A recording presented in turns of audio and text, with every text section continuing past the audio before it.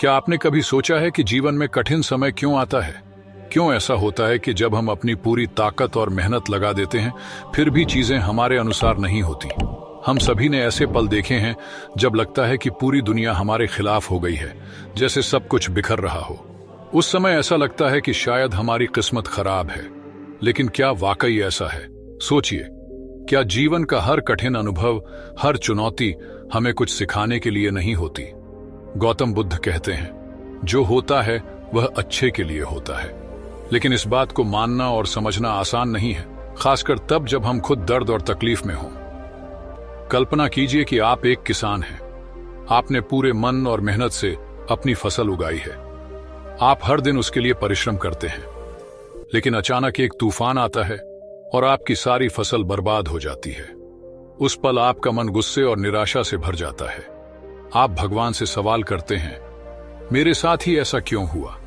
लेकिन क्या आपने कभी सोचा है कि शायद उस फसल का नष्ट होना भी आपको कुछ सिखाने के लिए हुआ हो? शायद यह आपको सिखा रहा हो कि आने वाले समय में और समझदारी से खेती कैसे करें।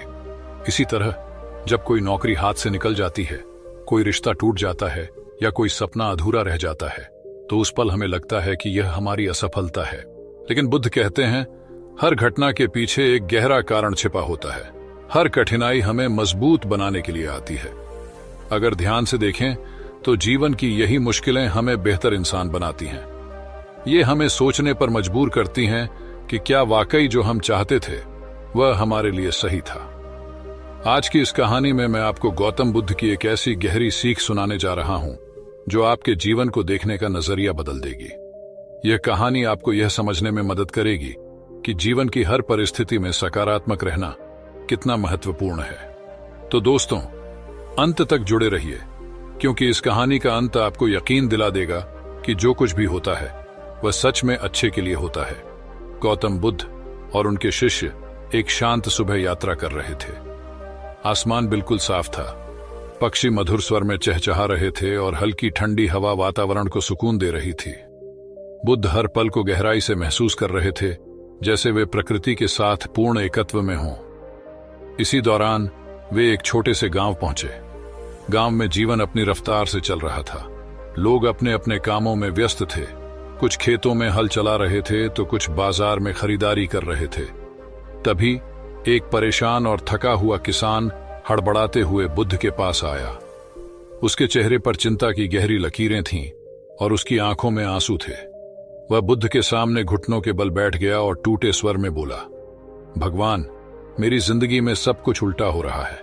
मैं दिन रात मेहनत करता हूं, फिर भी नतीजे हमेशा मेरे खिलाफ होते हैं। मेरी फसल बर्बाद हो चुकी है। मेरा परिवार मुझसे नाराज रहता है और मेरे बच्चे बीमार हैं। मुझे समझ नहीं आता कि मैंने ऐसा कौन सा पाप किया है जिसकी वजह से मुझे इतनी सजा मिल रही है।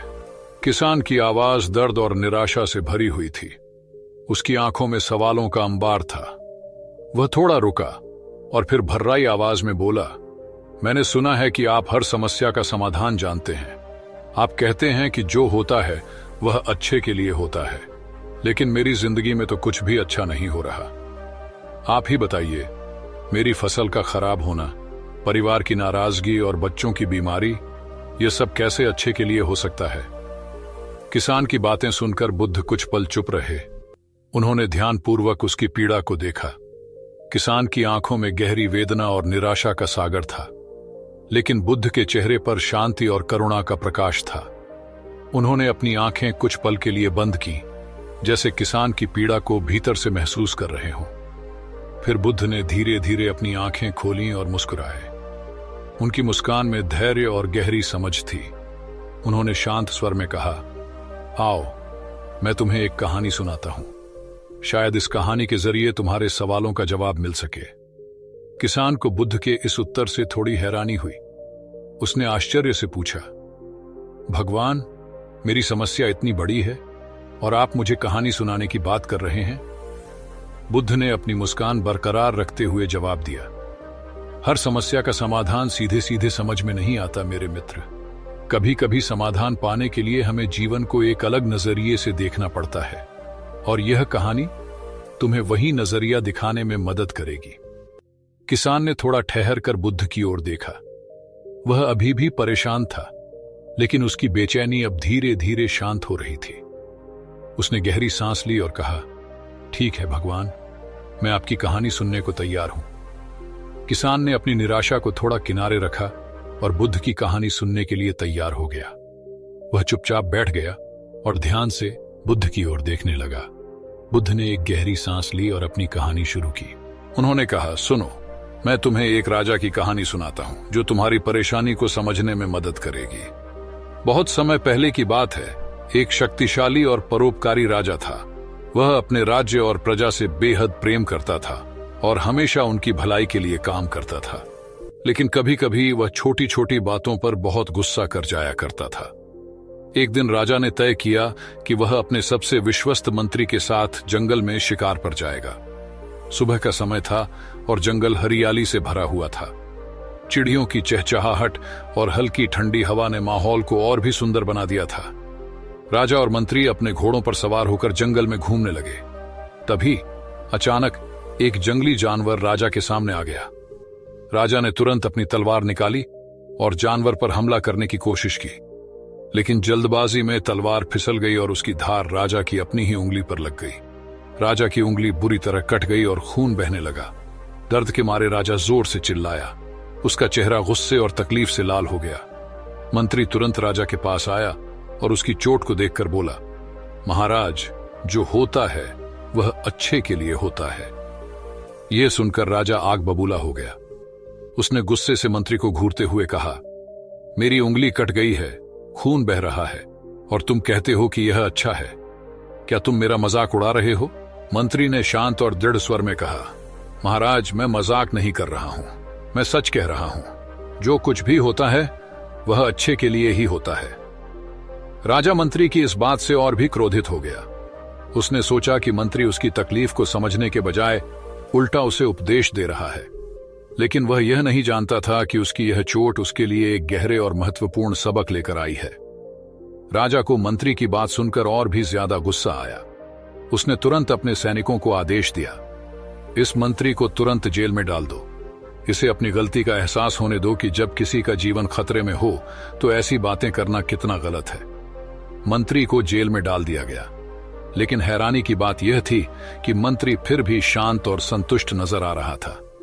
कुछ दिनों बाद राजा का मूड थोड़ा बेहतर हुआ। उसने सोचा, चलो फिर से शिकार पर चलते हैं। इस बार वह अकेला ही शिकार पर गया, बिना अपने मंत्री के।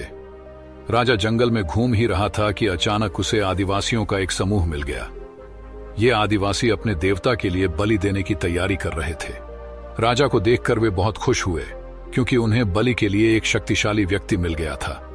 आदिवासियों ने राजा को पकड़ लिया और रस्सियों से बांधकर अपने देवता के मंदिर में ले गए। बलि की सभी तैयारियां पूरी हो चुकी थीं, लेकिन जब राजा को बलि के लिए तैयार किया जाने लगा तो उनमें से एक आदिवासी जोर से चिल्लाया, रुको, इसकी एक उंगली कटी हुई है, यह व्यक्ति अपूर्ण है। आदिवासी परंपरा के अनुसार बलि के लिए केवल पूर्ण शरीर वाले व्यक्ति का चयन किया जाता था। इसलिए उन्होंने राजा को बलि के योग्य नहीं समझा और उसे छोड़ दिया। राजा घबराया हुआ लेकिन सुरक्षित अपने महल लौट आया। जैसे ही वह अपने सिंहासन पर बैठा, उसे मंत्री की बात याद आई, जो होता है वह अच्छे के लिए होता है। अब राजा को अपनी गलती का एहसास हुआ। उसने तुरंत आदेश दिया कि मंत्री को जेल से रिहा किया जाए। जब मंत्री को दरबार में बुलाया गया तो राजा ने शर्मिंदा होकर कहा, मुझे माफ कर दो, मेरी उंगली कटने से मेरी जान बच गई। तुम सही थे, जो हुआ वह वास्तव में अच्छे के लिए हुआ। लेकिन एक बात बताओ, जब मैंने तुम्हें जेल में डाला तो क्या वह भी तुम्हारे लिए अच्छा था? मंत्री ने मुस्कुराते हुए कहा, जी हां महाराज, अगर मैं जेल में नहीं होता तो मैं भी आपके साथ शिकार पर जाता, और जब आदिवासी आपको छोड़ देते तो बलि के लिए मुझे ही ले जाया जाता। इसलिए जो हुआ वह मेरे लिए भी अच्छे के लिए ही हुआ। बुद्ध ने कहानी पूरी की और किसान से कहा, यह कहानी हमें सिखाती है कि जीवन में हर घटना का एक उद्देश्य होता है। जो हमें इस समय बुरा लगता है वह भविष्य में हमारे भले के लिए हो सकता है। बस हमें धैर्य और विश्वास बनाए रखना चाहिए। किसान ने यह कहानी सुनी तो उसकी आंखों में नई उम्मीद की चमक आ गई। उसने महसूस किया कि शायद उसकी कठिनाइयां भी किसी बड़े उद्देश्य का हिस्सा हैं। बुद्ध ने किसान से कहा, जीवन में हर कठिनाई एक शिक्षक की तरह होती है। ये हमें कुछ सिखाने और बेहतर इंसान बनाने के लिए आती है। तुम्हें लगता है कि तुम्हारी फसल खराब हो गई, परिवार तुम्हें समझ नहीं रहा और तुम्हारे बच्चे बीमार हैं। यह सब तुम्हारे लिए सजा जैसा है, लेकिन सच्चाई यह है कि यह सब तुम्हें मजबूत और समझदार बनाने के लिए हो रहा है। किसान ने सिर हिलाकर बुद्ध के विचारों को स्वीकार किया और नई प्रेरणा के साथ अपने जीवन में आगे बढ़ने का संकल्प लिया। बुद्ध ने अपनी बात को आगे बढ़ाते हुए कहा, क्या तुमने कभी देखा है कि जब एक किसान अपने खेत में हल चलाता है तो वह पहले जमीन को तोड़ता है और उसे पलटता है? उस समय जमीन को भी दर्द होता होगा, लेकिन वही दर्द उस बीज को अंकुरित करने का रास्ता बनाता है। किसान ने बुद्ध की ओर देखा और थोड़ा चौंक कर कहा, यह तो सच है। बुद्ध ने मुस्कुराते हुए कहा, तुम्हारी फसल का खराब होना शायद तुम्हें यह सिखाने के लिए हुआ है कि प्रकृति को और गहराई से समझो। परिवार की नाराजगी तुम्हें यह सिखा रही है कि अपने संबंधों में सुधार करो, अपने गुस्से और शब्दों पर ध्यान दो।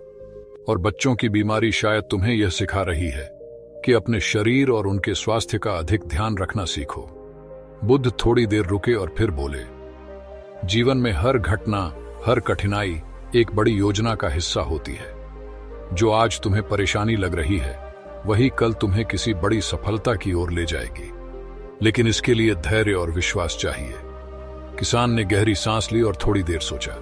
फिर उसने पूछा, लेकिन भगवान, यह समझना और सहना इतना मुश्किल क्यों है? क्यों हमें तुरंत राहत नहीं मिलती? बुद्ध ने एक पेड़ की ओर इशारा करते हुए कहा, देखो यह पेड़, इसे इस ऊंचाई तक पहुंचने में कई साल लगे हैं। इसे धूप, पानी और हवा का सामना करना पड़ा, लेकिन इसने कभी शिकायत नहीं की। अगर यह धैर्य खो देता तो शायद यह बड़ा और मजबूत नहीं बन पाता। फिर बुद्ध ने समझाते हुए कहा, जीवन भी ऐसा ही है। कठिनाइयां हमें मजबूत बनाती हैं, लेकिन हमें उनके खिलाफ नहीं, उनके साथ काम करना सीखना होगा। किसान की आंखों में हल्की चमक आ गई। उसने पूछा, तो क्या यह संभव है कि मेरी आज की परेशानियां भी मुझे भविष्य में कुछ अच्छा दे रही हैं? बुद्ध ने मुस्कुराते हुए जवाब दिया, हां, यह न केवल संभव है बल्कि निश्चित है। जब एक तीर हमारी ओर आता है तो हमें दर्द होता है, लेकिन अगर हम सीख लें कि उस तीर से कैसे बचना है तो भविष्य में वही तीर हमें ताकतवर बना देगा। किसान ने अपने सिर को झुकाते हुए कहा, शायद आप सही कह रहे हैं, कठिनाई भी एक आशीर्वाद हो सकती है। बुद्ध ने किसान की ओर देख मुस्कुराते हुए कहा, जीवन के इस पाठ को हमेशा याद रखना, कठिनाइयां हमें केवल मजबूत बनाने के लिए आती हैं, और जब तुम इस सत्य को समझ लोगे तो कोई भी समस्या तुम्हें तोड़ नहीं पाएगी। बुद्ध ने शांत स्वर में कहा, जीवन हमें हर दिन सिखाने के लिए नई चुनौतियां देता है। जो लोग इनसे डरते हैं वे वहीं रुक जाते हैं, लेकिन जो इनसे सीखते हैं वे आगे बढ़ते हैं। अब यह तुम्हारे ऊपर है कि तुम इन परेशानियों को अपना दुश्मन मानोगे या उन्हें अपनी ताकत बनाने का रास्ता। किसान ने गहरी सांस ली और खुद से वादा किया, मैं अपनी समस्याओं का सामना न केवल धैर्य से करूंगा बल्कि उनसे सीखने की भी कोशिश करूंगा। दोस्तों, आज की यह कहानी हमें एक गहरी सीख देती है। कठिन समय हमारे जीवन का हिस्सा है, लेकिन यह हमें तोड़ने के लिए नहीं बल्कि हमें मजबूत बनाने के लिए आता है। कभी कभी जो आज बुरा लगता है वही भविष्य में हमें बड़ी खुशियां और सीख देने का जरिया बनता है। सोचिए, अगर राजा की उंगली नहीं कटती तो क्या उसकी जान बच पाती? अगर मंत्री जेल में नहीं होता तो क्या वह बच पाता? ठीक इसी तरह हमारे जीवन में भी हर कठिनाई किसी न किसी उद्देश्य से आती है। आपके जीवन में जो भी चुनौतियां हैं उन्हें एक नई दृष्टि से देखिए। खुद से पूछिए, मुझे इससे क्या सीखने को मिल सकता है? जब आप इस नजरिए से सोचेंगे तो हर कठिनाई में एक छिपा आशीर्वाद नजर आएगा। अगर यह कहानी आपके दिल को छू गई हो तो इसे अपने दोस्तों और परिवार के साथ शेयर करें। इस वीडियो को लाइक करें और हमारे चैनल सिद्धार्थ 2x को सब्सक्राइब करना ना भूलें, क्योंकि हम आपके लिए ऐसी ही प्रेरणादायक कहानियां और सीख लाते रहेंगे। आपका एक लाइक और सब्सक्राइब हमारे लिए बहुत महत्वपूर्ण है। यह न केवल हमें प्रेरित करता है बल्कि यह हमारी इस सकारात्मक यात्रा को जारी रखने में भी मदद करता है। धन्यवाद। क्या आप कभी सोचते हैं कि लोग आपको क्यों पसंद करें, क्यों आपकी तारीफ करें और सम्मान दें? ऐसा क्या करें कि हर जगह आपकी बात हो? अगर आपका जवाब हां है तो यह कहानी आपके लिए है। आज हम आपको एक ऐसी प्रेरणादायक बौद्ध कथा सुनाएंगे जो आपके जीवन को बदल सकती है। बुद्ध के परम शिष्य आनंद हमेशा जिज्ञासु रहते थे। वह जानना चाहते थे कि कैसे वह अपने जीवन को अनुशासित, शांतिपूर्ण और प्रेरणादायक बना सकते हैं। एक दिन जब गौतम बुद्ध ध्यान में लीन थे, आनंद ने उनसे एक सवाल पूछा, गुरुदेव, एक व्यक्ति ऐसा जीवन कैसे जी सकता है जो न केवल उसे भीतर से शांति और संतोष दे, बल्कि दूसरों के लिए भी प्रेरणा का स्रोत बने? बुद्ध हल्का सा मुस्कुराए। उनकी आंखों में करुणा की झलक थी। उन्होंने कहा, आनंद, मैं तुम्हें ऐसी 10 आदतों के बारे में बताऊंगा जो न केवल तुम्हारे जीवन को बदलेंगी, बल्कि तुम्हें हर किसी के लिए सम्मानित बनाएंगी। ये आदतें तुम्हें भीतर से शांत और दूसरों के लिए प्रकाश का स्रोत बनाएंगी। ध्यान से सुनो। पहली आदत, सत्य बोलो। बुद्ध बोले, सत्य बोलना सबसे महत्वपूर्ण है। जब तुम सच बोलते हो तो तुम्हारा मन शांत रहता है, तुम्हारे शब्दों में शक्ति होती है और लोग तुम पर विश्वास करते हैं। पर झूठ, वह केवल भ्रम और अशांति को जन्म देता है। आनंद ने इसे तुरंत अपनाने का संकल्प लिया। उन्होंने महसूस किया कि सत्य उनके विचारों को भी स्पष्ट करता है। दूसरी आदत, करुणा रखो। बुद्ध ने आनंद से कहा, अपने दिल में करुणा का भाव लाओ। जब तुम दूसरों के दर्द को समझते हो और उनकी मदद करते हो तो तुम्हारा मन हल्का हो जाता है और लोग तुम्हारी इज्जत करने लगते हैं।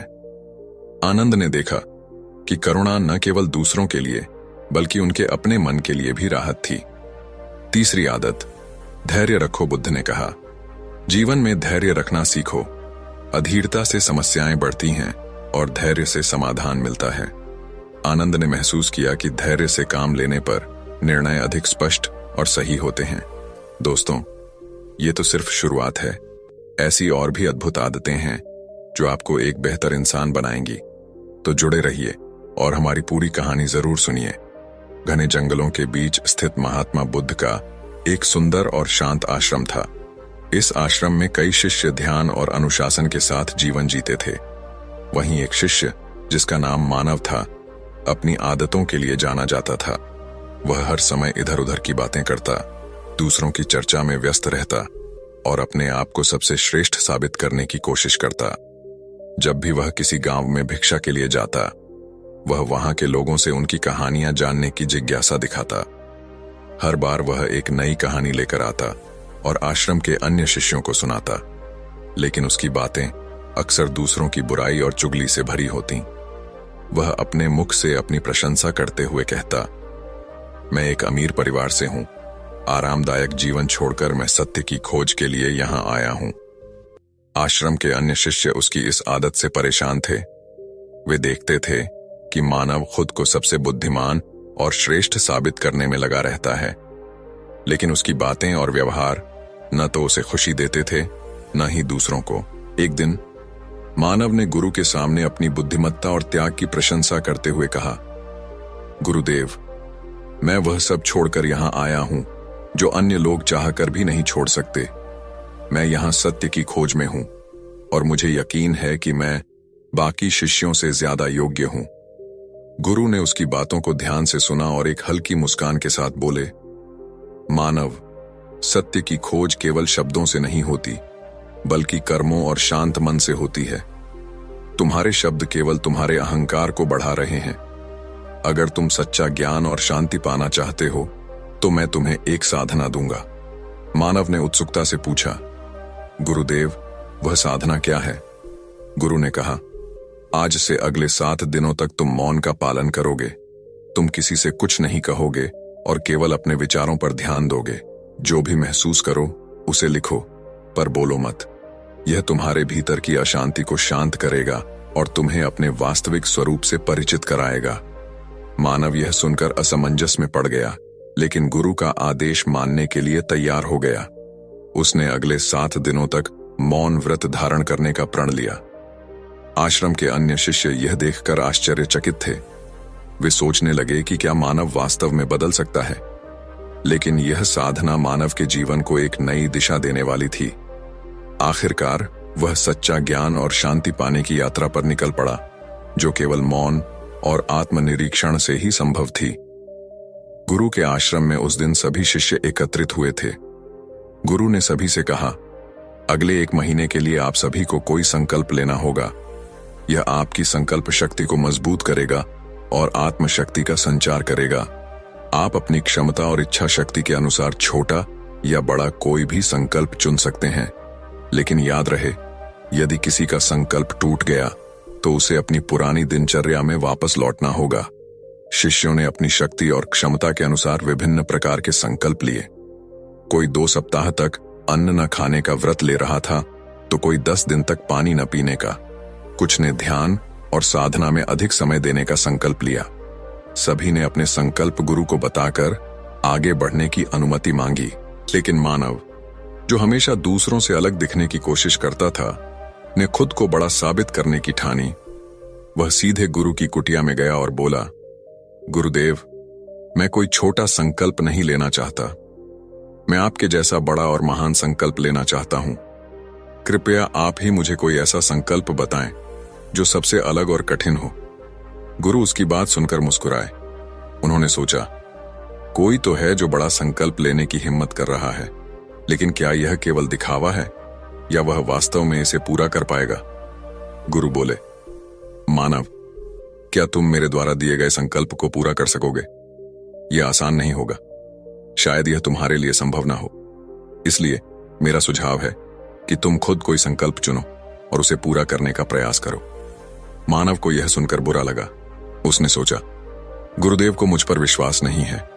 अब चाहे कुछ भी हो जाए, मैं अपना संकल्प पूरा जरूर करूंगा और उन्हें दिखाऊंगा कि मैं भी बड़ा संकल्प पूरा करने में सक्षम हूं।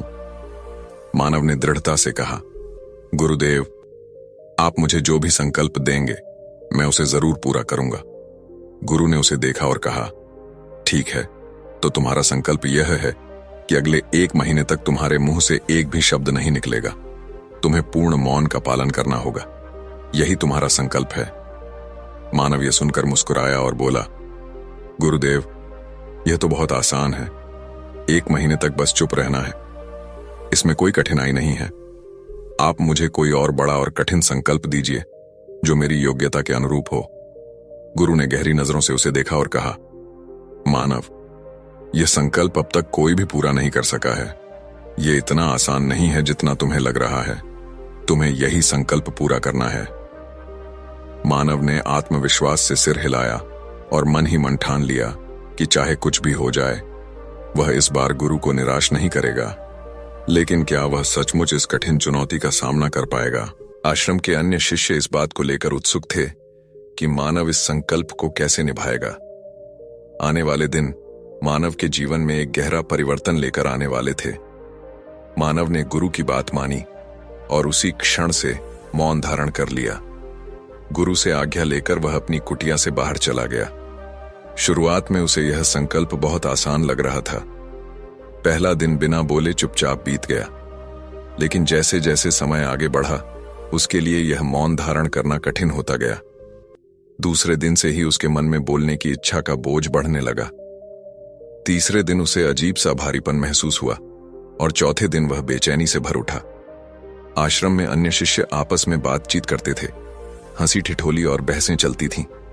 मानव को यह सब देखकर अपने विचार साझा करने की तीव्र इच्छा होती थी। वह चाहता था कि वह अपनी बात कह सके, दूसरों की बोलती बंद कर सके, लेकिन उसका संकल्प उसे रोक रहा था। इसलिए वह पूरे दिन बस इशारों और हाव भाव से अपनी बात कहने की कोशिश करता रहता।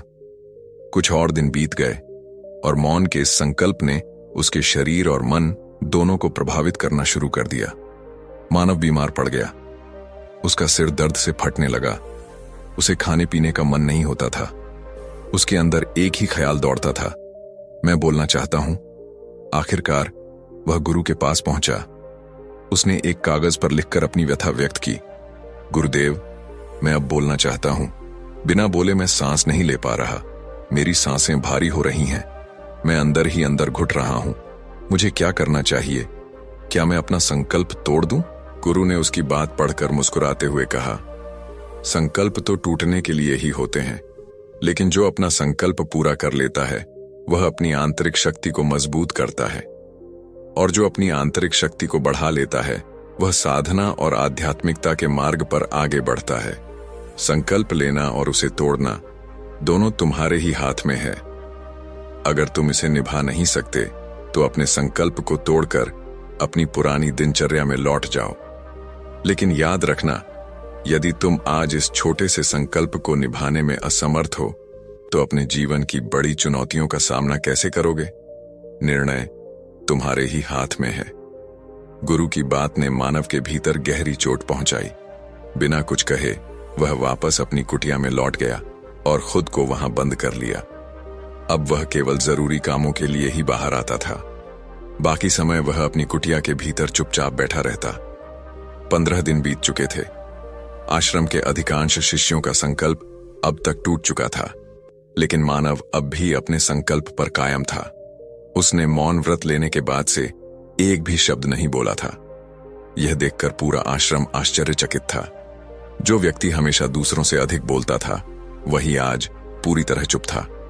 15 दिन पूरे होने पर मानव फिर से गुरु के पास गया। उसने एक और कागज पर लिखा, गुरुदेव, मैं बाहर से तो शांत हूं, लेकिन मेरे अंदर अजीब सी हलचल मची हुई है। मेरे मन में तरह तरह के विचार उठते हैं। बहुत सारी शिकायतें और भावनाएं उमड़ती हैं। मेरे अंदर का यह शोरगुल मुझे परेशान कर रहा है। क्या इस स्थिति में भी मेरा संकल्प जारी है?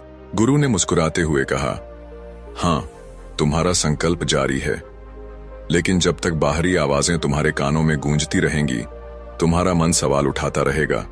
तुम्हें इन आवाजों से दूर जाना होगा। मन को बोलने की आदत है।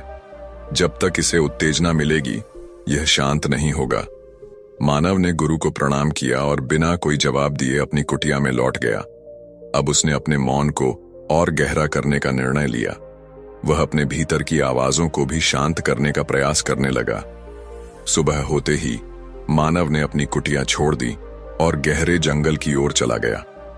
उसके जाने के बाद आश्रम में कई दिन बीत गए। संकल्प का समय पूरा हो गया था, लेकिन मानव वापस नहीं लौटा। आश्रम के सभी लोग चिंतित थे।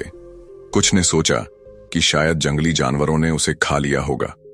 इस बीच आश्रम के शिष्यों ने उसे ढूंढने की बहुत कोशिश की, लेकिन मानव का कोई पता नहीं चला। धीरे धीरे सभी ने मान लिया कि वह अब इस दुनिया में नहीं है, लेकिन गुरु ने ऐसा नहीं सोचा। एक दिन आश्रम का एक शिष्य गुरु के पास आया और बोला, गुरुदेव, हमारे बातूनी भाई मानव को क्या हुआ होगा? क्या उसे जंगली जानवरों ने मार डाला होगा? गुरु ने गंभीरता से उत्तर दिया, संभव है कि जानवरों ने उसे अपना शिकार बना लिया हो, लेकिन इसके अलावा एक और कारण भी हो सकता है। शायद उसे वह मिल गया जिसके लिए वह गया था। शिष्य ने हैरान होकर पूछा, गुरुदेव, क्या इतना अधिक बोलना हानिकारक हो सकता है? गुरु ने मुस्कुराते हुए कहा, मनुष्य के जीवन के अनेक दुखों में से एक बड़ा दुख यह है कि वह कभी चुप नहीं रह पाता। वह हमेशा बोलता और सोचता रहता है। हमारे जीवन के अधिकांश झगड़े और संघर्ष हमारे निरर्थक बोलने के कारण होते हैं। गुरु ने समझाया, परिवार में अक्सर झगड़े इसलिए होते हैं क्योंकि हम अपने मन की हर बात दूसरों तक पहुंचाना चाहते हैं। हम हमेशा दूसरे को यह समझाना चाहते हैं कि वह गलत है और हम सही हैं। इसी क्रम में हम एक दूसरे की बुराई करने लगते हैं। यह चक्र अनंत काल तक चलता रहता है। इस दौरान हम न केवल अपनी शांति खोते हैं, बल्कि अपने अनमोल जीवन का भी नुकसान कर बैठते हैं। गुरु ने गहरी बात कही, इस पागलपन में हम क्या खोते हैं, इसका एहसास केवल कुछ ही लोगों को होता है। बाकी लोग न तो अपनी आने की यात्रा को समझते हैं और न ही जाने की। शिष्य ने जिज्ञासा से पूछा, गुरुदेव, तो इसका समाधान क्या है? गुरु ने उत्तर दिया, पूरी जागरूकता के साथ अपने विचारों को देखना, यही सभी मानसिक समस्याओं का एकमात्र उपाय है। वर्तमान में पूरी तरह जागरूक रहकर जीवन जीना, चिंतन करना और अपने कार्य में संलग्न रहना चमत्कारिक बदलाव ला सकता है। शिष्य ने गुरु के ज्ञान को स्वीकार करते हुए उन्हें प्रणाम किया और वहां से चला गया। 3 महीने बीत चुके थे। मानव का अब तक कोई पता नहीं चला था। सभी ने मान लिया था कि वह अब लौटकर नहीं आएगा। उसके गुरु भाई भी धीरे धीरे उसकी यादों को भूलने लगे। लेकिन एक दिन मानव आश्रम लौट आया। उसका चेहरा शांत था, आंखों में गहराई थी और चाल में स्थिरता। वह पूरी तरह बदल चुका था। आश्रम के सभी लोग उसे देखकर स्तब्ध रह गए। जो व्यक्ति कभी बातों से चुप नहीं होता था, वह अब मौन और धैर्य का प्रतीक बन चुका था। मानव गुरु के पास पहुंचा और उनके चरणों में गिर गया। उसकी आंखों से आंसू बह रहे थे, लेकिन उसने एक शब्द भी नहीं कहा। गुरु ने उसे उठाया और गले लगा लिया। गुरु मुस्कुराते हुए बोले, तुमने मौन का अर्थ समझ लिया। तुम्हारा यह परिवर्तन संकल्प की शक्ति का प्रमाण है। अब मानव आश्रम के सभी शिष्यों के लिए प्रेरणा बन चुका था। उसने यह सिखाया कि सच्ची शांति और ज्ञान पाने के लिए भीतर के शोर को शांत करना कितना जरूरी है। मानव को आश्रम लौटा देख सभी शिष्य आश्चर्यचकित और खुश हो गए, लेकिन अब वह वैसा नहीं था जैसा वह आश्रम छोड़कर गया था। उसमें एक ऐसा बदलाव साफ महसूस किया जा सकता था जो किसी चमत्कार जैसा लग रहा था। उसके चेहरे पर एक अद्भुत तेज और शांति थी।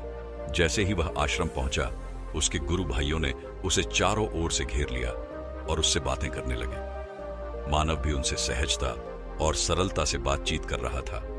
उसे बात करने वाले हर किसी ने महसूस किया कि वह अब पहले की तरह उतावला और बातूनी नहीं रहा। उसके मुंह से हर शब्द बड़ी सहजता, मधुरता और अर्थपूर्ण तरीके से निकलता था।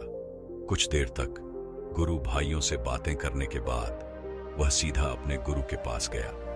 उसने गुरु के चरण स्पर्श किए और कहा, गुरुदेव, क्या मैं अब भी मौन हूं? क्या मेरा संकल्प अभी भी पूरा नहीं हुआ? गुरु ने उसकी आंखों में गहराई से देखा और मुस्कुराते हुए बोले, हां, तुम अब भी मौन हो और तुम्हारा संकल्प अभी भी जारी है। मानव ने गुरु से कहा, गुरुदेव, जब मैं आश्रम से गया था तब मैं मुख से तो चुप था, लेकिन मेरे भीतर का शोर शांत नहीं था। मेरे मन में ढेरों सवाल थे और वे रुकने का नाम ही नहीं ले रहे थे। इसी कारण मैं जंगल की ओर चला गया, इस उम्मीद में कि वहां मुझे शांति मिलेगी और मेरे मन की हलचल थम जाएगी। मानव ने आगे बताया, लेकिन जैसे जैसे मैं एकांत में गया, मेरे भीतर की आवाजें और तेज होती गईं। मुझे अपने अंदर की पुरानी बातें, शिकायतें और खटास साफ सुनाई देने लगीं। तभी मुझे एहसास हुआ कि जब मैं अपने परिवार, दोस्तों और गुरु भाइयों को बुरा भला कहता था, तब मुझे लगता था कि मैं सही कर रहा हूं। यहां तक कि जब मैं दूसरों का मजाक उड़ाता था या उनकी चुगली करता था, तब भी मैं खुद को श्रेष्ठ मानता था। लेकिन जंगल में मुझे पहली बार यह समझ आया कि मैं कितना गलत था। उसने कहा, जंगल में बहुत समय तक मेरे मन में ये सारी आवाजें चलती रहीं, लेकिन धीरे धीरे एक दिन ऐसा आया जब वे सभी आवाजें मुझसे विदा हो गईं। मेरा मन पूरी तरह से शांत हो गया। उस घने जंगल में न तो बाहर से कोई बोलने वाला था और न ही मेरे भीतर से। और तभी मुझे पहली बार मौन का असली अर्थ समझ में आया। मानव ने अपनी अनुभूति साझा की। जब मेरे भीतर का शोर खत्म हुआ, तब मुझे अपने चारों ओर की आवाजें सुनाई देने लगी। हवा के बहने की आवाज, पक्षियों के मधुर गीत और बहते पानी की सरगम। ये आवाजें पहले भी थीं, लेकिन मैंने उन्हें कभी महसूस ही नहीं किया था। उस दिन मुझे पहली बार इन आवाजों में छिपी शांति का अनुभव हुआ। उसने आगे कहा, उस शांति ने मुझे अभिभूत कर दिया। मुझे समझ आया कि जीवन में सच्चा सुख उस मौन में है जहां भीतर और बाहर दोनों ओर शांति होती है। मैंने उस पल में भगवान को पुकारा और चिल्लाया, हे भगवान, यह कैसी दिव्य शांति है। उस दिन मैंने अपने मौन और अपने जीवन का अर्थ समझा। मानव के शब्द सुनकर गुरु ने उसे गले लगाया और कहा, तुमने अपने मौन के माध्यम से सत्य को पा लिया।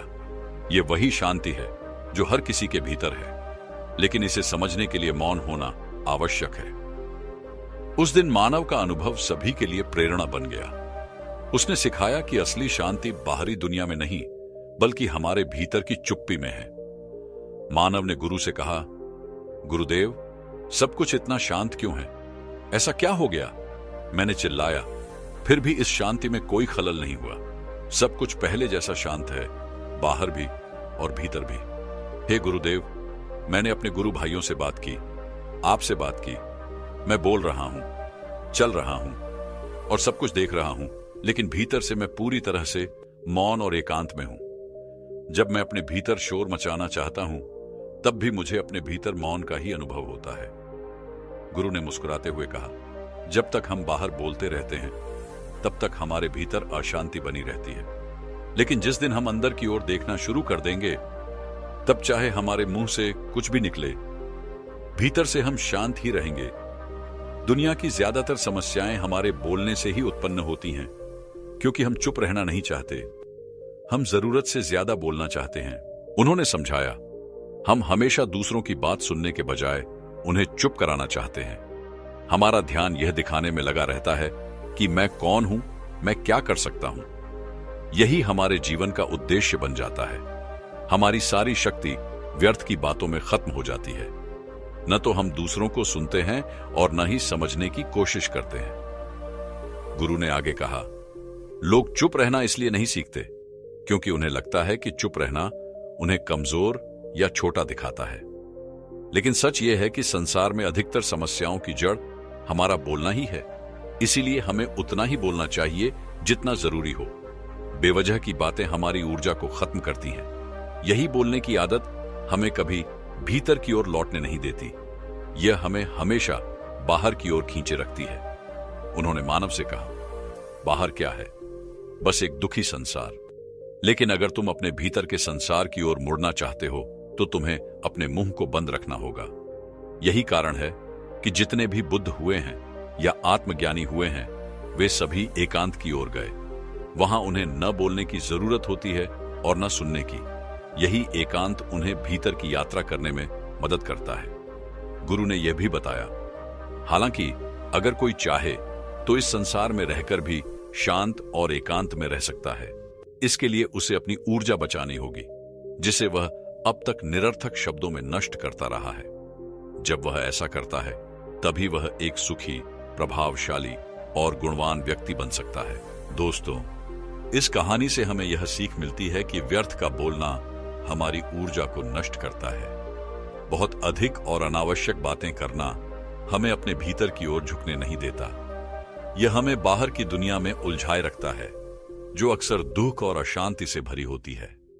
अगर आप अपनी ऊर्जा को बचाकर अपनी बातें सीमित रखते हैं, तो आप भीतर की ओर यात्रा कर सकते हैं। यह यात्रा ही सच्ची शांति और खुशी का मार्ग है। गांव में रहने वाला सबल नाम का युवक हर समय अपने मन में चल रहे नकारात्मक विचारों से परेशान था। उसका मन कभी स्थिर नहीं रहता था। वह या तो अपने अतीत को लेकर पछताता रहता या फिर भविष्य की अनिश्चितताओं से डरा रहता। यह बेचैनी उसकी जिंदगी को बोझिल बना चुकी थी। सबल का ध्यान अक्सर अतीत की गलतियों पर अटक जाता। वह सोचता, काश मैंने वह काम ऐसे किया होता, काश उस समय वैसा निर्णय लिया होता। इसके अलावा भविष्य की चिंताएं भी उसका पीछा नहीं छोड़ती। वह डरता, कहीं मैं असफल ना हो जाऊं, अगर मुझसे गलती हो गई तो लोग क्या कहेंगे, कहीं मेरा मजाक ना बन जाए। इस तरह नकारात्मक विचारों का एक अंतहीन सिलसिला उसके मन को थका रहा था। एक दिन सबल के एक मित्र ने उसे सुझाव दिया, पास के जंगल में एक बौद्ध गुरु रहते हैं। वे बहुत ज्ञानी हैं। अगर तुम अपनी समस्या लेकर उनके पास जाओगे तो वे तुम्हें जरूर मार्गदर्शन देंगे। सबल ने मित्र की बात मानी और बौद्ध गुरु से मिलने जंगल की ओर चल पड़ा। वहां पहुंचकर उसने गुरु के चरणों में प्रणाम किया और अपनी समस्या बताई।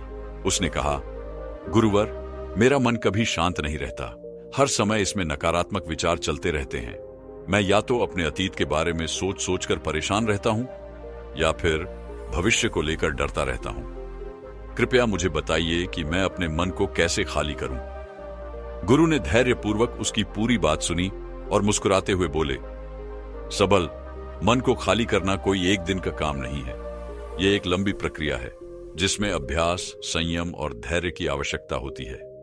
सबल ने उत्सुकता से पूछा, गुरुवर, कृपया मुझे यह प्रक्रिया समझाइए, मैं इसे सीखना चाहता हूं। गुरु ने समझाया, सबसे पहले तुम्हें यह समझना होगा कि मन को खाली करने का अर्थ विचारों को मिटाना नहीं है। इसका अर्थ है विचारों को देखकर उनसे जुड़ाव खत्म करना।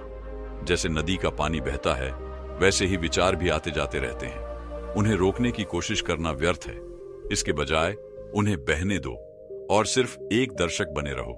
गुरु ने सबल को ध्यान का अभ्यास करने के लिए कहा। उन्होंने कहा, हर सुबह शांत जगह पर बैठो, अपनी आंखें बंद करो और अपने श्वास पर ध्यान केंद्रित करो।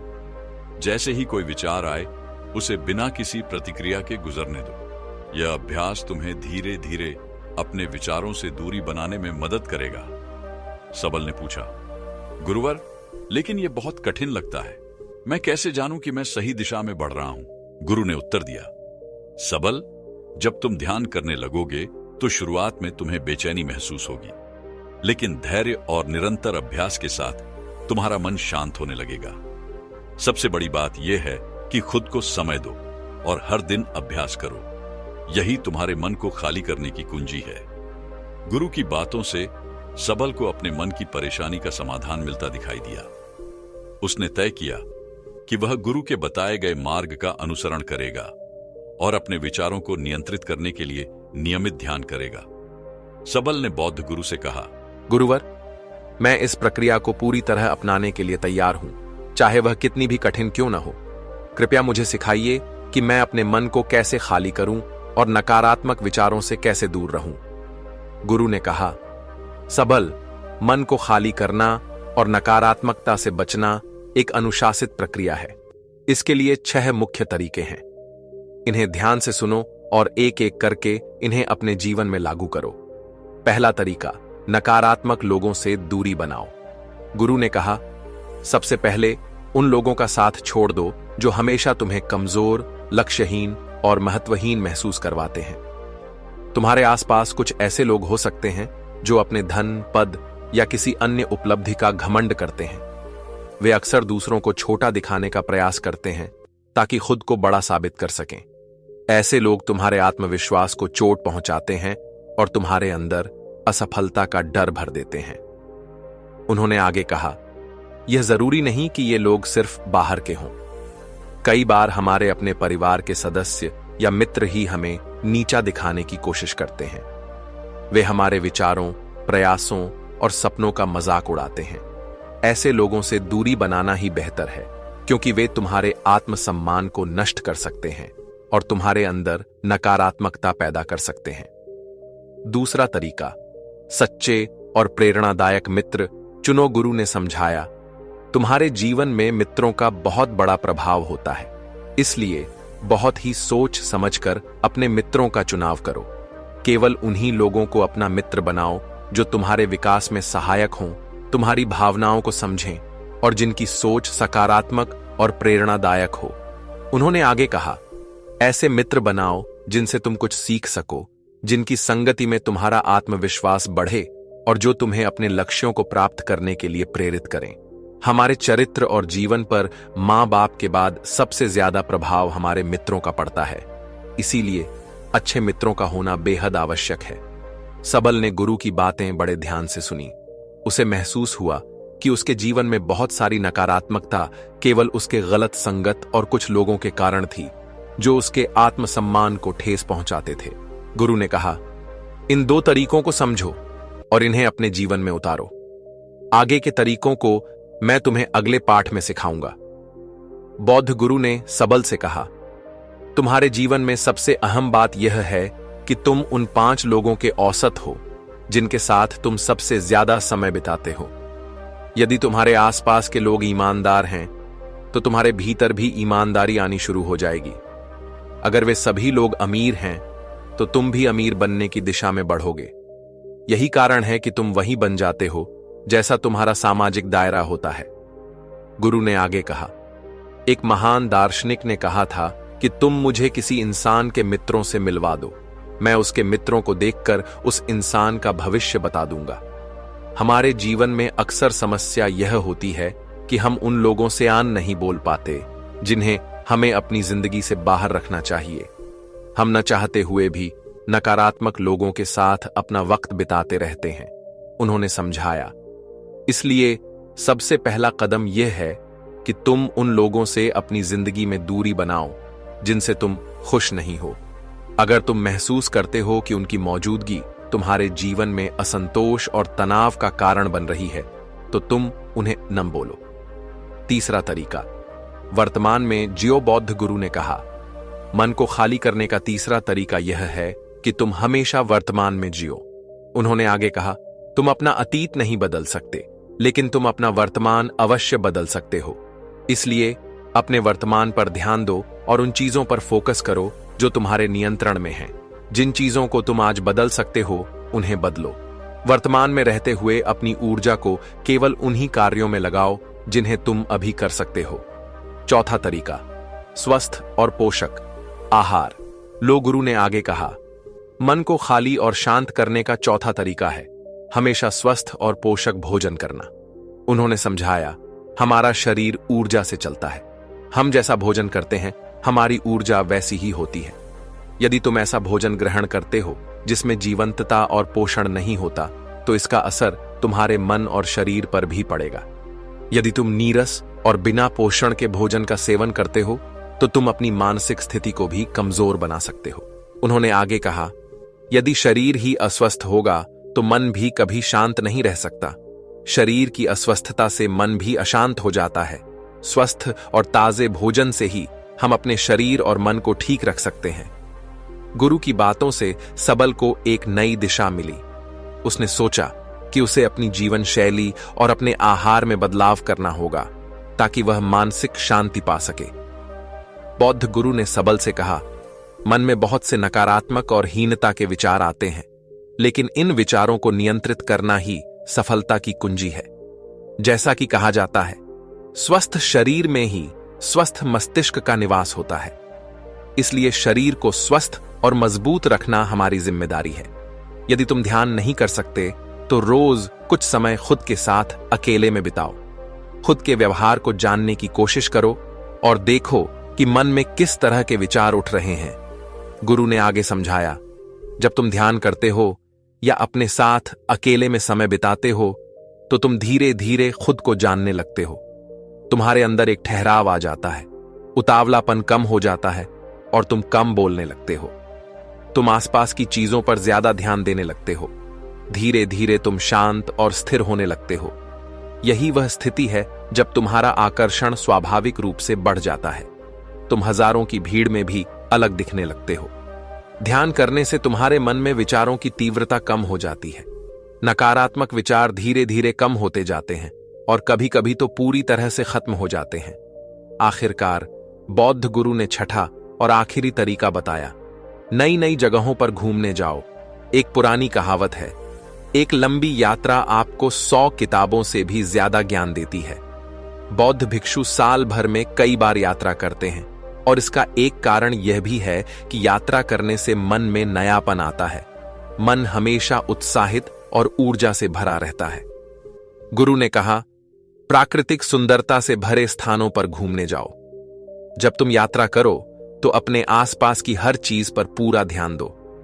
इससे तुम्हारी ध्यान देने की आदत बढ़ेगी और तुम प्रकृति की सुंदरता और उसकी आवाज में खो जाने की आदत डाल पाओगे। उन्होंने आखिरी में कहा, जब तुम यात्रा करो तो वर्तमान में रहो। अतीत की गलतियों और भविष्य की चिंताओं को भूल जाओ। यही है मन को खाली करने का तरीका। इस सीख के साथ सबल ने महसूस किया कि मानसिक शांति पाने के लिए उसे जीवन में बदलाव लाना होगा।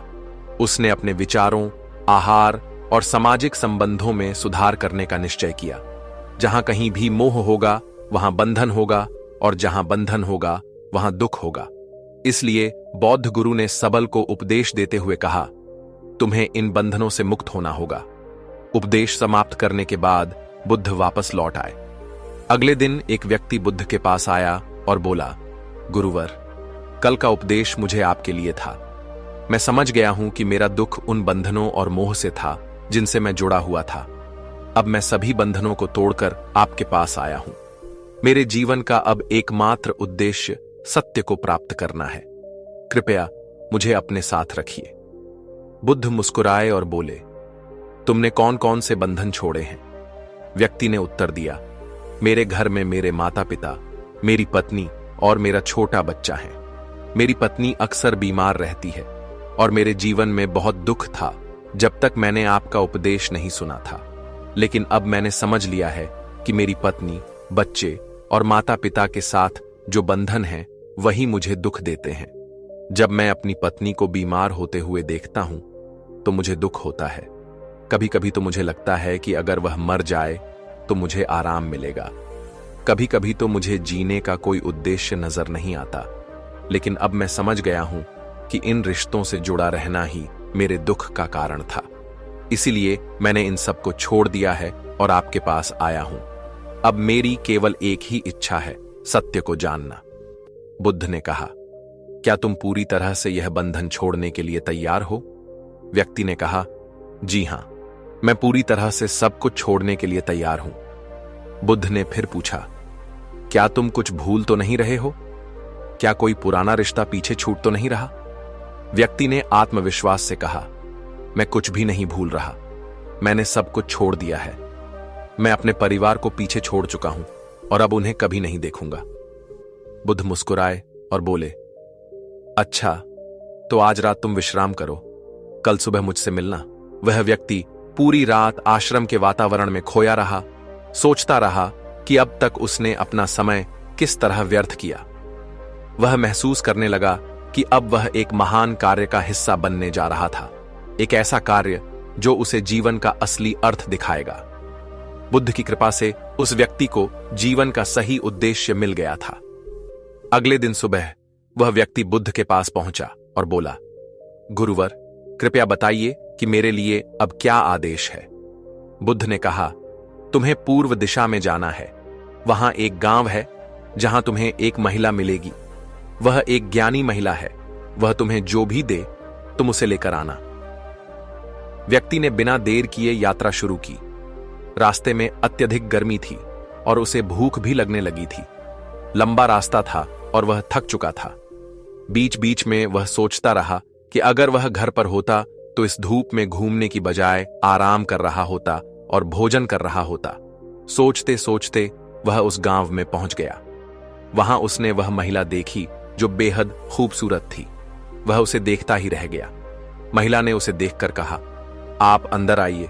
मुझे मालूम है कि महात्मा बुद्ध ने आपको भेजा है। आपको भूख लगी होगी, मैं आपको भोजन देती हूं। वह आदमी बिल्कुल चौंक गया। यह वही भोजन था जिसके बारे में वह रास्ते भर सोच रहा था। महिला ने उसे भोजन परोसा। आदमी हैरान था कि रास्ते की सारी थकान और भूख इस भोजन के सामने हल्की लग रही थी। भोजन करते समय उसकी नजरें महिला के पैरों पर पड़ी। वे बेहद सुंदर और कोमल थे। महिला ने मुस्कुराते हुए कहा, बुद्ध के चरण अत्यंत सुंदर हैं। उनके चरणों में जो स्थान पा लेता है उसे फिर किसी और के चरणों की जरूरत नहीं पड़ती। यह सुनकर वह आदमी सिर झुका लेता है। भोजन समाप्त होने के बाद उसे लगा कि थोड़ा आराम मिल जाए तो अच्छा होगा, लेकिन वह जानता था कि अब उसे यहां से जाना पड़ेगा। तभी महिला ने कहा, आपने भोजन तो कर लिया, थोड़ी देर विश्राम भी कर लीजिए, मैं आपको पंखा कर देती हूं। वह आदमी हैरान था कि वह जो सोच रहा था वही हो रहा था। उसे लगा यह कोई संयोग होगा। उसने चादर बिछाई और आराम करने लेटा। महिला ने उसे पंखा किया। वह आदमी छुप छुप कर महिला को बार बार देखता रहा। वह कभी उसके चेहरे को देखता, कभी उसके पैरों को। उसकी सुंदरता और कोमलता ने उसे मंत्रमुग्ध कर दिया। मन ही मन वह सोचने लगा, कितनी सुंदर स्त्री है, कितनी शांत, सुंदर और प्यारी वाणी है। यह तो मेरी पत्नी होनी चाहिए थी। वह मन ही मन महिला के लिए कविताएं गढ़ता रहा। थोड़ी देर बाद उसे याद आया कि अब वापस भी जाना है। उसने महिला से कहा, अब मुझे चलना चाहिए, गुरुवर के पास वापस जाना है। लेकिन जाते समय उसे फिर से महसूस हुआ कि वह महिला की सुंदरता को एक बार फिर ध्यान से देखना चाहता था। तभी महिला ने उसे देखा और कहा, शरीर में कुछ नहीं रखा, यह तो बस मांस, हड्डी और रक्त का जोड़ है। यह सुनकर वह व्यक्ति चौंका और भीतर से एक गहरी समझ पैदा हुई। उसकी आंखों के सामने से मोह और माया का पर्दा हटने लगा। उसने महसूस किया कि जो उसे पहले सुंदरता लग रही थी वह केवल अस्थाई और नश्वर था। वह आदमी महिला के शब्दों को सुनकर घबराया और बोला, आप तो अंतर्यामी हैं, आप मेरी मन की आवाज सुन लेती हैं। महिला ने मुस्कुराते हुए कहा, नहीं, मैं कोई अंतर्यामी नहीं हूं। बुद्ध की कृपा और साधना से ही मैंने जीवन को समझा है और मन के भावों को पहचानना सीखा है। इसलिए मैं तुमसे कह रही हूं कि शरीर में कुछ नहीं रखा है, यह तो नष्ट हो जाएगा। यह सुनकर आदमी भीतर से लज्जित हुआ और उसने सोचा, इस स्त्री ने मेरे मन की सारी बातें जान लीं, फिर भी मुझसे कितना आदर और सम्मान किया, और मैं इसके बारे में क्या सोच रहा था, मैं कितना पापी हूं। वह आदमी शर्मिंदा होकर महिला से आंखें नहीं मिला सका और वहीं से वापस बुद्ध के पास लौट आया। वहां पहुंचकर उसने सारी बातें बुद्ध से कह दी। गुरुवर, मुझसे बड़ी गलती हो गई है, वह बोला। बुद्ध मुस्कुराए और कहा, मैं पहले से ही तुम्हारे मन के भाव को जानता था। अब तुम मुझे बताओ, क्या तुम सच में बंधनों से मुक्त हो गए हो? आदमी बोला, जी हां, मैंने आपके कहे अनुसार अपने सारे मोह और बंधन त्याग दिए हैं। मेरा मोह तो अपने परिवार से था, जिसे मैंने छोड़ दिया है। बुद्ध ने समझाया, बाहरी बंधन और मोह को छोड़ने से हम बंधन मुक्त नहीं हो जाते। बंधन और मोह हमारे भीतर होते हैं, ना कि बाहर। तुमने परिवार के बंधन को छोड़ दिया, लेकिन एक और बंधन बांधने का प्रयास किया जो तुम्हारे भीतर था, जिसके कारण आज तुम खुद को पापी समझ रहे हो। आदमी बोला, गुरुवर, आप सही कह रहे हैं। मैंने अपनी पत्नी से पीछा छुड़ाना चाहा था। लंबे समय से वही काम करती थीं और मैं ज्यादा कमाई नहीं कर पा रहा था। इस वजह से मैं अपनी जिम्मेदारी से भागना चाहता था। जब मैंने आपका उपदेश सुना तो मुझे लगा कि परिवार ही सबसे बड़ी बाधा है। उसे छोड़ने से ही सत्य की प्राप्ति होगी। लेकिन मैं गलत था। अब मैं समझ गया हूं कि सत्य की प्राप्ति में सबसे बड़ी बाधा परिवार नहीं, बल्कि मैं खुद हूं। बुद्ध ने कहा, मैं जो भी कहता हूं, लोग अपने स्वार्थ अनुसार ही सुनते हैं। जहां उनका स्वार्थ होता है, वहां वे मेरी बातें मानते हैं, और जहां उनका स्वार्थ नहीं होता, वहां वे उन्हें नकार देते हैं। मोह, कामना, इच्छा, वासना, क्रोध, ये सभी चीजें हम बाहर की दुनिया में ढूंढते रहते हैं। कामना से इच्छा पैदा होती है, इच्छा से वासना, और वासना पूरी न होने पर क्रोध। यही सब एक दूसरे से जुड़ा हुआ है। बुद्ध ने जारी रखा, जब भी तुम्हें क्रोध आए, तुम इसका जिम्मेदार दूसरों को ठहरा देते हो कि उस व्यक्ति ने मुझे गुस्सा दिलाया, लेकिन कभी यह नहीं सोचते कि क्रोध की वजह मैं खुद हूं। अगर तुम चाहो तो क्रोध नहीं आएगा। इसी तरह बंधन बाहर नहीं होते, वे हमारे मन में होते हैं। इसीलिए हम सब दुखी होते हैं, क्योंकि हमारे मन में बंधन और मोह होते हैं। आदमी को बुद्ध की बातों का गहरा एहसास हुआ और वह अपनी गलती को समझ गया। गुरुवर, अब मुझे पूरी तरह से समझ में आ गया है कि असली बंधन भीतर होते हैं और मुझे इन्हें छोड़ने की आवश्यकता है। दोस्तों, कैसी लगी आपको यह कहानी? अगर आपको यह कहानी ज्ञानवर्धक लगी हो तो कृपया लाइक करें, कमेंट करें और हमारे चैनल सिद्धार्थ 2x को सब्सक्राइब करें। मिलते हैं अगली कहानी में। आज की इस कहानी में हम आपको कुछ तरीके बताएंगे जिनसे आप धोखा खाने से खुद को बचा सकते हैं। जो लोग दूसरों की बुरी बातों पर अधिक ध्यान देते हैं, वे अपने जीवन में अशांत रहते हैं। अगर हम अपने जीवन में सुख शांति पाना चाहते हैं तो हमें दूसरों की बुरी बातों को नजरअंदाज करना चाहिए। जो लोग हमारे आसपास रहते हैं, उनकी जरूरत पड़ने पर मदद जरूर करनी चाहिए। दूसरों की मदद करने से हमें भी शांति मिलती है। हमारे सामने बहुत सी ऐसी चीजें आती हैं जो हमें बिल्कुल भी पसंद नहीं होती, लेकिन हमें उनके साथ रहना पड़ता है। आप बुरी चीजों को बदल नहीं सकते, बस आपको उनसे बचने का तरीका आना चाहिए। तो चलिए जानते हैं उन तरीकों के बारे में जो गौतम बुद्ध जी ने अपने शिष्यों को बताई थीं। नमस्कार दोस्तों, सिद्धार्थ 2x चैनल पर आपका स्वागत है। तो शुरू करते हैं। एक युवक था जिसका नाम मानव था। एक दिन वह गुस्से में आकर जंगल में चला गया।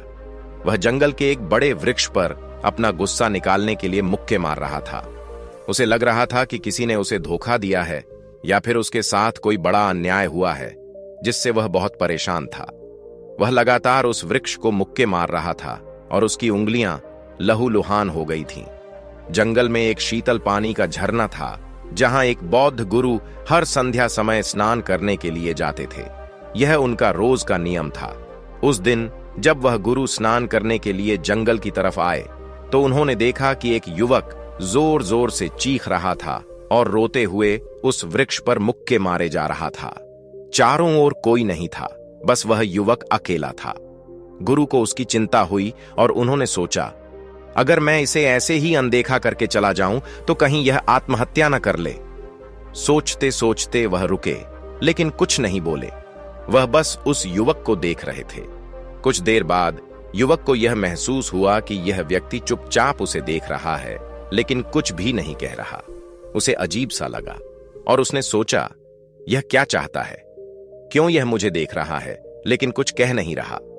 कुछ देर बाद वह युवक असहज हो गया और उसने सीधे गुरु से पूछा, महाशय, आप यहां क्यों रुके हैं? आप मुझसे क्या चाहते हैं? गुरु ने शांत स्वर में उत्तर दिया, मैं तुम्हें रोक नहीं रहा हूं, न ही कुछ कह रहा हूं। अगर तुमसे कोई परेशानी नहीं है तो तुम मुझसे परेशान क्यों हो? गुरु की बात सुनकर युवक ने गुस्से में आकर बोला, मुझे सबसे बड़ी परेशानी है, मैं इस दुनिया से नफरत करता हूं। यहां हर कोई धोखेबाज है, कोई किसी का नहीं होता। यह कहते हुए वह युवक फूट फूट कर रोने लगा। वह लगातार रोते हुए उस वृक्ष पर मुक्के मार रहा था और गुरु उसे चुपचाप देख रहे थे। गुरु ने उसे शांत करने की कोशिश भी नहीं की और यह बात युवक को और भी अजीब लगी। कुछ समय बाद युवक ने अचानक से चुप होकर गुरु से कहा, आप बहुत अजीब आदमी हैं। आपके सामने कोई इंसान रो रहा है और आप चुपचाप खड़े हैं, कुछ नहीं कर रहे। गुरु ने बहुत शांत स्वर में उत्तर दिया, तुम चाहते हो कि मैं तुम्हें रोकूं, तुम्हें शांत करूं, लेकिन तुम खुद से यह नहीं पूछते कि तुम्हें क्या चाहिए। यह तुम्हारा गुस्सा और तुम्हारा दर्द है, तुम्हें इसका सामना खुद करना होगा। युवक को गुरु की बात समझ में आई और उसने अपना गुस्सा कम किया। वह अब शांत हो चुका था और धीरे धीरे उसने महसूस किया कि अपनी नफरत और गुस्से को छोड़कर ही वह सच्ची शांति पा सकता है। आप मुझे चुप भी नहीं करा सकते। आपके मन में बिल्कुल भी संवेदना नहीं है। बहुत अजीब और कठोर हृदय वाले साधु हैं आप। आपको अपने साधु होने पर खेद होना चाहिए। यह सब कहता हुआ वह लड़का गुरु पर गुस्से में जली कटी बातें निकालता जा रहा था। कुछ देर बाद जब उसका गुस्सा थोड़ा शांत हुआ, तब बौद्ध गुरु ने बहुत ही शांत स्वर में कहा, आज मैं तुम्हें कंधा दे सकता हूं, तुम्हारे आंसू भी पोंछ सकता हूं, लेकिन इससे तुम्हारी समस्या का समाधान नहीं होगा। कुछ देर के लिए तुम्हारा मन शांत हो जाएगा, लेकिन फिर वही जिंदगी, वही लोग जो तुम्हें आज कंधा देने के लिए भी तुम्हारे पास नहीं है, फिर से तुम्हारी जिंदगी में लौट आएंगे। कोई तुम्हें धोखा देगा, कोई तुम्हारा फायदा उठाएगा और तुम फिर से अपने मन को तकलीफ पहुंचाते रहोगे। गुरु ने उसे समझाते हुए कहा, आंसू पोंछने वाले तो तुम्हें बहुत मिल जाएंगे, लेकिन सही ज्ञान देने वाला इंसान कम ही मिलता है। मैं तुम्हें कुछ बातें बताऊं जो तुम्हें जीवन में कभी भी धोखा नहीं खाने देंगी और तुम्हारी अच्छाई का कोई भी फायदा नहीं उठा सकेगा। गुरु ने उसे बताया, मैं पास ही के झरने में स्नान करने के लिए जा रहा हूं। वहां का पानी बहुत ही शीतल और पवित्र है। अगर तुम चाहो तो तुम भी मेरे साथ चल सकते हो।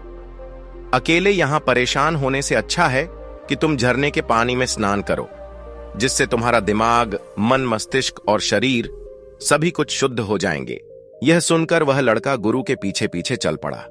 जंगल का रास्ता घना और सुनसान था। दोनों चलते चलते झरने की तरफ बढ़ रहे थे। जंगल में सन्नाटा छाया हुआ था और उनके कदमों की आवाज सूखे पत्तों की चरमरा से पूरे जंगल में गूंज रही थी। आज रात पौर्णिमा थी और आसमान में चांद की उजली रोशनी पूरे जंगल पर पड़ रही थी। चांद की रोशनी में रास्ता बहुत ही रहस्यमय और खूबसूरत लग रहा था। रास्ते में चलते हुए उस लड़के ने गुरु से कहा, महात्मा, आपकी जिंदगी तो बहुत मस्त है। आपको किसी चीज की कोई परेशानी नहीं है। आपको पता है कि दुनिया में कितने तरह के लोग रहते हैं और कौन किसे धोखा देता है।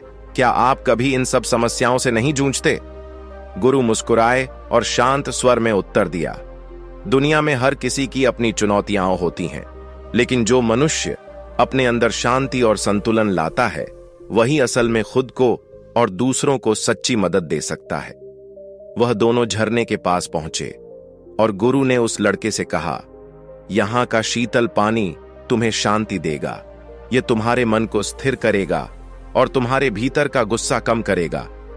गुरु ने झरने के ठंडे पानी में स्नान किया और वह लड़का भी उसके बाद झरने के पानी में स्नान करने के लिए उतरा। जैसे ही उसने पानी में कदम रखा, वह महसूस करने लगा कि उसकी सारी परेशानी और गुस्सा पानी के साथ बह रहा है। उसके मन में हल्का सा शांति का एहसास होने लगा और धीरे धीरे उसका दिल भी शांत हो गया। कितने धोखेबाज, कितने मक्कार, और सबसे अहम बात यह कि अपने लोग ही धोखा देते हैं जिनसे हम प्रेम करते हैं, जिनको हम अपना मानते हैं। जब उन्हीं से धोखा मिलता है तो कैसा महसूस होता है। कभी कभी तो लगता है कि भोले और दयालु लोगों के लिए यह दुनिया नहीं बनी है, यह तो धोखेबाजों के लिए है। वही यहां पर फलते फूलते हैं, वही आनंद से जीते हैं। और हम जैसे लोग जो दूसरों की परवाह करते हैं, दूसरों को अपना मानते हैं, वह हमेशा जीवन भर दुख में रहते हैं। यही जीवन की सच्चाई है, यही संसार है जिसमें हमें रोज घुट घुट कर मरना होता है। लड़के ने यह सब गुरु से कहा और फूट फूट कर रोने लगा। गुरु ने शांतिपूर्वक उत्तर दिया, तुम्हें क्या लगता है सन्यासी जीवन बहुत आसान होता है? गुरु ने फिर कहा, तुम्हें तो 2 वक्त की रोटी शांति से मिल जाती है, हमें तो कभी कभी वह भी नसीब नहीं होती। अगर भिक्षा मिल जाती है तो हम खा लेते हैं, वरना हमें भूखा ही सोना पड़ता है। यही हमारा सन्यासी जीवन है। हमें हमेशा जमीन पर सोना रहता है, सिर्फ एक लंगोट में रहना होता है, चाहे कैसा भी मौसम क्यों ना हो। तो ये सब तुम्हें आसान लगता है? लड़का चुप हो गया और फिर गुरु से कहा, आप कहते तो ठीक ही हैं, संघर्ष तो दोनों ही जीवनों में है, सांसारिक जीवन में भी और सन्यासी जीवन में भी। वैसे सांसारिक जीवन तब तक अच्छा लगता है जब तक घर परिवार में सुख शांति बनी रहे, जब तक धोखा ना मिले, जब तक हमारे लोग हमारा फायदा ना उठाए, हमसे झूठ ना बोले, तब तो जीने का आनंद होता है, वरना जीवन नर्क हो जाता है। गुरु ने फिर कहा, सन्यास तो अपने मन से लिया जाता है। जब हमारा मन कहता है कि हमें सन्यास के मार्ग पर चलना है, तभी हमारा सन्यासी जीवन सफल हो पाता है। लेकिन तुम अगर अपने घर से परेशान होकर, दूसरे लोगों से परेशान होकर सन्यासी बनना चाहते हो, तो तुम्हारा सन्यासी जीवन कभी सफल नहीं होगा। इससे अच्छा तो तुम सांसारिक जीवन में कुछ नियम अपना लो, तो दूसरे लोग तुम्हें धोखा नहीं दे पाएंगे। सबसे पहले तो यह समझो कि धोखा उन्हीं को मिलता है जो भावनात्मक रूप से कमजोर होते हैं, जिनका दिल जल्दी पिघल जाता है, जो दूसरों को दुख में नहीं देख पाते। ऐसे लोग धोखा खाने के ज्यादा शिकार होते हैं। गुरु ने समझाया, कोई भी आदमी अपनी परेशानी बताकर, अपने आप को दुखी दिखाकर तुम्हारा फायदा उठाने की कोशिश कर सकता है। क्या पता वह झूठ बोल रहा हो, दुखी होने का अभिनय कर रहा हो और तुम उसे सच समझ बैठो। कुछ समय बाद तुम्हें पता चलता है कि तुम धोखा खा गए हो। उस समय तुम्हारा मन अंदर से टूट जाता है। इसीलिए सबसे पहले ध्यान रखना कि किसी भी व्यक्ति को यह एहसास मत होने दो कि तुम भावनात्मक रूप से कमजोर हो। अंदर से तुम्हारा दिल नरम है। अगर उन्हें यह कमजोरी समझ में आ गई तो वह तुम्हारा फायदा उठाने की कोशिश करेंगे। गुरु ने कहा, इसलिए जब लोगों को लगेगा कि तुमसे कुछ बोलने का कोई फायदा नहीं है, कि यह आदमी बहुत कठोर है, तो खुद वह लोग जो झूठ बोल रहे हैं तुम्हारी तरफ बढ़ने का साहस नहीं करेंगे। गुरु ने युवक से कहा, वह आपके पास कभी नहीं आएंगे, वे वही चुनेंगे जो उनके लिए आसान शिकार होंगे। दूसरी बात, हम बहुत जल्दी दूसरों पर विश्वास कर लेते हैं। समय दो। किसी भी रिश्ते को आगे बढ़ाने के लिए समय की जरूरत होती है। समय के साथ तुम्हें सामने वाले इंसान की अच्छाई और बुराई का पता चलता है। तब तुम्हें पूर्ण रूप से पता चलता है कि इंसान वास्तव में कैसा है, अच्छा है या बुरा है। यह समय के साथ ही स्पष्ट होता है, इसीलिए जल्दी किसी पर विश्वास मत करो। गुरु ने आगे कहा, तीसरी बात यह है कि तुम्हें समझना होगा कि जो लोग दूसरों की चापलूसी करते हैं वे कितने खतरनाक हो सकते हैं। कुछ लोगों की आदत होती है दूसरों की तारीफ करने की। वे तुम्हारे सामने तुम्हारी प्रशंसा करेंगे, तुम्हारे बारे में अच्छे अच्छे शब्द कहेंगे और तुम्हें लगेगा कि यह इंसान कितना अच्छा है, मुझसे कितना प्यार करता है। लेकिन असल में उनकी चापलूसी एक जाल होती है ताकि वह तुम्हारा दिल जीत सके। यह सब तब काम करता है जब तुम दिखावा करते हो। अगर तुम उनकी चापलूसी से प्रभावित नहीं होते तो कुछ समय बाद वह इसे छोड़ देंगे। गुरु ने फिर झरने की तरफ इशारा किया जो अब उनके पास पहुंच चुका था।